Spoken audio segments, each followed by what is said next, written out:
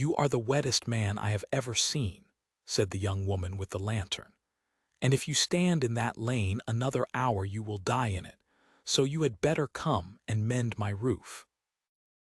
The Duke of Darnley, who had been thrown from a hired horse 2 miles back, had walked those 2 miles in a February downpour, and was standing in a laborer's coat with his hat gone and his boots full of water, considered the several answers available to him.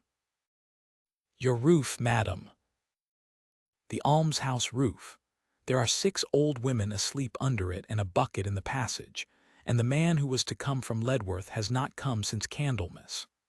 She lifted the lantern higher and looked him over with terrible frankness, the borrowed coat, the mud, the split at the shoulder seam where he had caught it on a gate. "You are out of a place, I suppose. Everybody is this winter. I can give you a bed in the wood store, which is dry, and 3 meals, and 2pence a day, which is a disgrace, but it is what there is. Can you handle a slate?" "I can be taught," said the Duke of Darnley. "Then come in out of the rain." He had not intended any of it. He had intended to ride into his own village unannounced, look at his own almshouse from the outside, walk once round the mill, and be back at the inn at Ledworth by nightfall. Because he had been 11 years abroad, and because the charity accounts his steward sent him every Michaelmas had, for 4 years running, described a building in excellent repair, and a benefaction of £60 a year distributed in full, and because a letter had reached him in December, unsigned, in a labored hand, saying that the 6 women at Darnley almshouse had not had coals since 1811. Nobody in Darnley village had seen his face since he was 21. He got his slate. He got the wood store and a straw mattress and a supper of barley broth with a great deal of bread in it, eaten at a scrubbed table in a passage with a bucket in it, in the company of 6 extremely old women who told him within the first hour that he had a hungry look and wanted feeding up. And he got Miss Tamsin Prowse. She was, as near as he could make out, 24. Her father had been the village schoolmaster and had died of a putrid throat, and she had 2 rooms, a small annuity of £11, and no earthly obligation to the almshouse whatsoever. She had taken it up because the last warden had gone to her daughter in Bristol and nobody had been appointed since. And she kept it, he discovered over the following 4 days, by a system of relentless small economies, unpaid labor, and moral pressure exerted upon every tradesman within 6 miles. "They pay you nothing," he said, on the 2nd day from the top of a ladder. "They pay me nothing," she agreed, holding the ladder. "There is no they, that is rather the difficulty. There is a benefaction. I have, he said, a slate, carefully, heard tell of one. £60 a year, left by some Darnley or other, for the maintenance of 6 poor women of the parish." £60, she laughed, a short unamused sound. £60 would coal us, feed us, mend this roof, and buy Mrs. Tibbet a pair of spectacles. We have £11, and it comes from the steward's office at Lady Day in a sealed packet with a printed slip. And when I wrote to ask about the other 49, I received a letter from Mr. Culpepper, informing me that the charity's income had been reduced by the Times, and that I should be grateful, and that any further correspondence would be laid before the Duke. Ralph Darnley held very still on his ladder. "And was it what? Laid before the Duke?" "I imagine so, and I imagine he laughed and threw it in the fire." Tamsin Prowse shifted the ladder a foot along the wall. "You will not have heard of him. He has not been in this county since before I can properly remember. They say he is ruthless, that he had the Ledworth weavers turned off in 1 week, and that he takes 11% from his tenants where his father took 8, and that when Widow Slade's roof fell in he wrote from abroad to say the estate would not repair it. That is the man who has our £49. So no, I do not expect he will trouble himself about 6 old women and a bucket." She looked up. "Mind that slate. It is the last good one." He stayed 9 days. He told himself each morning that he would end it that afternoon, that he would walk to Ledworth, put on his own coat, send for his steward, and have the thing out. And each afternoon he found a reason not to: the west slope of the roof, Mrs. Tibbet's chimney which drew backward, the flagstone in the passage that rocked and would break somebody's hip by Easter. He had not worked with his hands since he was a boy. He found that he slept, for the first time in 4 years, like a stone. And on the 5th evening, he came in from the yard and heard Tamsin Prowse reading aloud in the long room, and stopped in the doorway to listen, and looked at 6 old faces turned toward a single tallow candle, and something in him that had been closed since his mother's funeral came open, with a wrench that hurt. "Rafe," she said, without stopping, "sit down, you are letting the cold in, and put your feet nearer the fire, I can hear your boots squelching from here." He sat down on the settle among them, in his laborer's coat, with a slater's hammer still in his pocket, and let the ruthless Duke of Darnley be spoken of in the third person, by the woman he was falling in love with. On the 6th day she caught him at the accounts. She kept them on the kitchen table in a ruled book, every penny in, every penny out, 4 years of it. He had been reading them by candlelight after she went home to her 2 rooms, and on the 6th evening she came back for a shawl she had forgotten, and found him at the table with the book open, and a pencil in his hand. "That is not yours to read." "No," he shut it. "I beg your pardon." "Can you read?" She said it not unkindly, and then, seeing the pencil and the column of figures he had ruled down the margin, more slowly, "You can read, and you have been checking my sums. Your sums are correct. The printed slip is not." He turned the book and showed her. "Here, Lady Day, 1812. The packet contains £11 and the slip says £11, but the slip is a printed form with the figure written in by hand, and the printed form says, in small letters at the foot, sum as directed by the trustees under the deed. Miss Prowse, a charity of this kind has trustees, and the deed will be enrolled, and any person in England may go and read it for 6 pence. The steward is not the trustee. He is the man who carries the packet." Tamsin Prowse sat down slowly on the opposite bench. "Who are you?" she said. He should have told her then. He was aware of it at the time, and he was more aware of it afterwards, for a great many years. "A man who was taught figures once," he said, "and has been out of a place a long while." She looked at him across the candle for a long moment, and there was something in her face he could not read. "Well," she said at last, "then a man who was taught figures had better tell me what I ought to do, because I have been fighting this for 4 years with a bucket."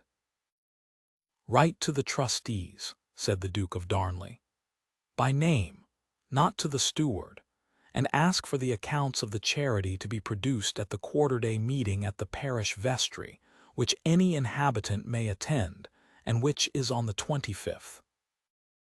And they will produce them." "They will," he said, "if they are told that the Duke will be present." "He will not be present. He is in Italy." "Miss Prowse," said Rafe Darnley, "I have a very strong feeling that he will."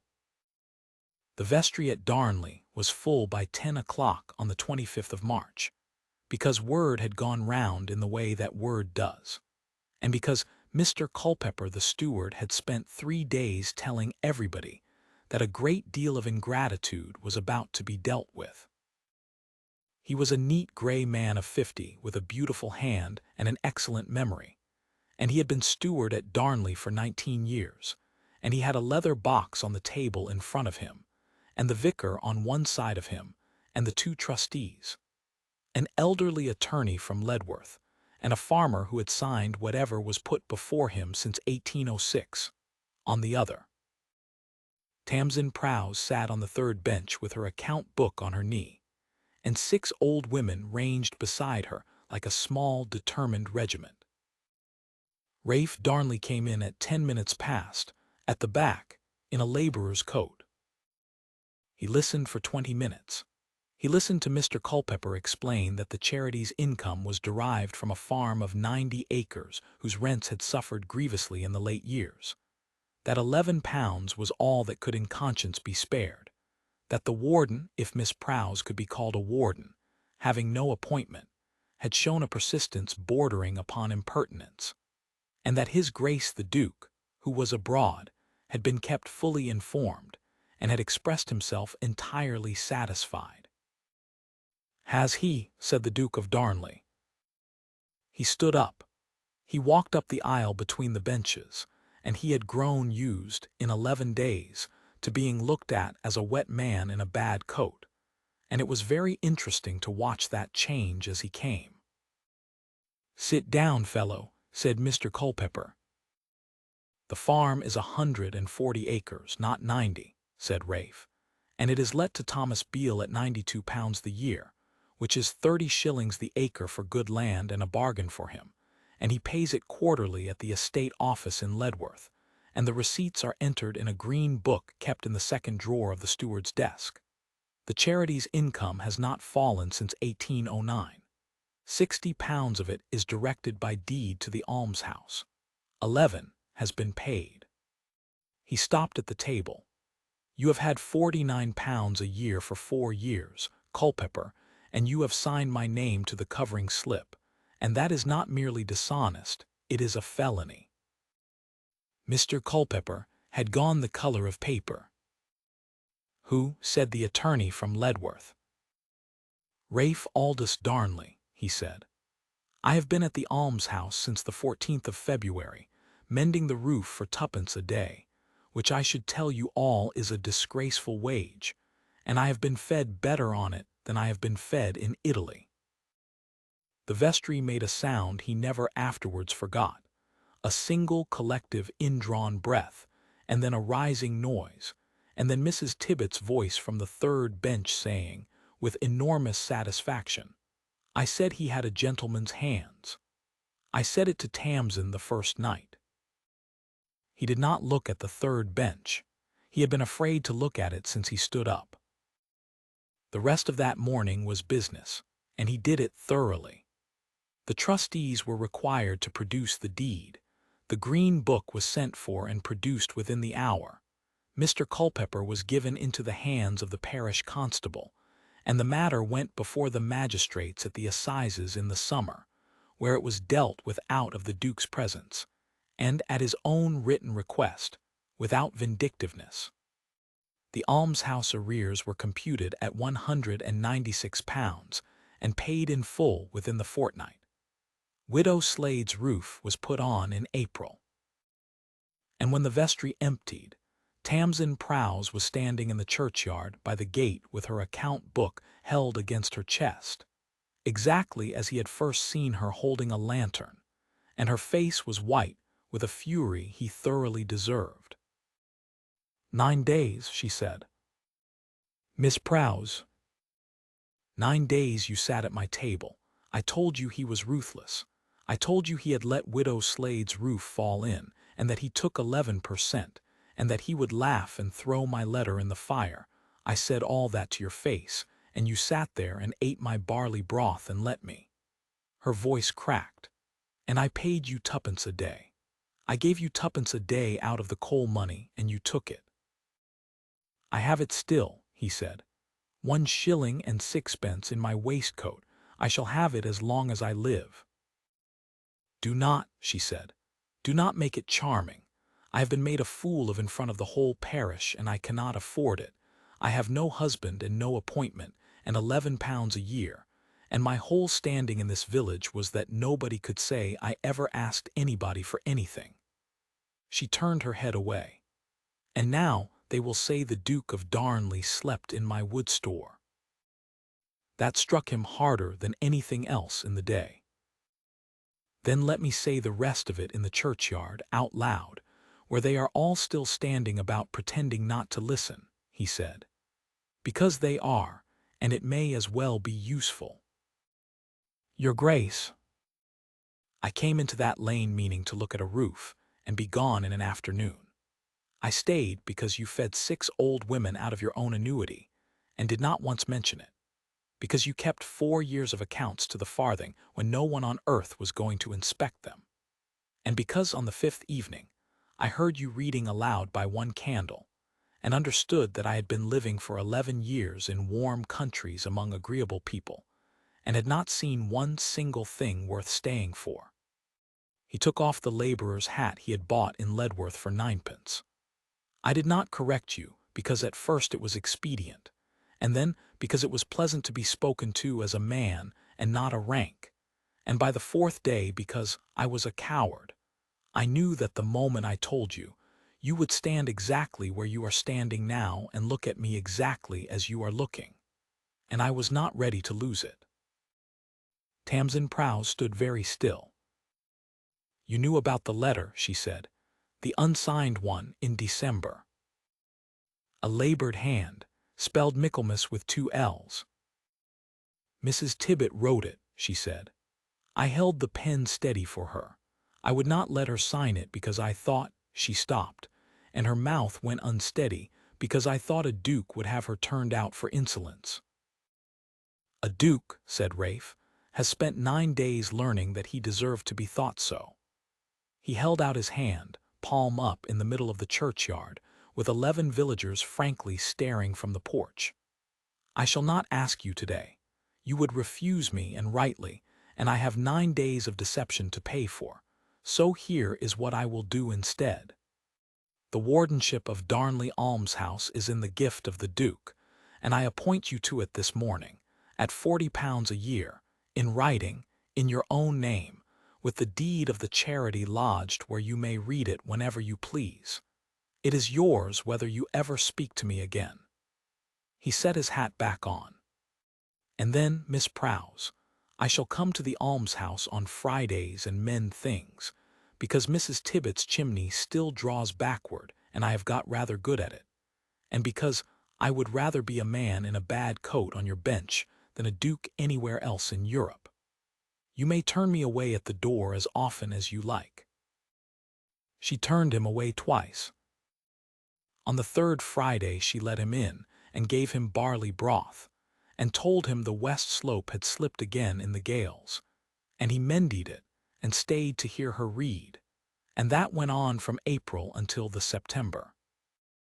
They were married in the church at Darnley on a Friday, because Friday had become the day, with 6 old women in new bonnets in the front pew, and Mrs. Tibbet, in spectacles at last, weeping so audibly that the vicar had to raise his voice.